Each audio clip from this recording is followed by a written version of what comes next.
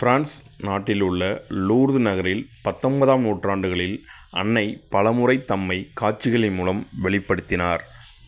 அந்த இடத்தின் பெயராலேயே நம் அன்னை லூர்து அன்னை என்று அழைக்கப்படுகிறார். லூர்து அன்னை யாருக்கு காட்சி கொடுத்தார்? இறந்து 100 ஆண்டுகள் ஆகியும் இன்னும் அழியாத உடலால் இன்றும் மக்கள் மனதில் இறை நம்பிக்கையை ஆழப்படுத்துபவர் புனித பெர்னதத் சூபிலோஸ். இவர் பிரான்ஸ் நாட்டில் வாழ்ந்தவர்.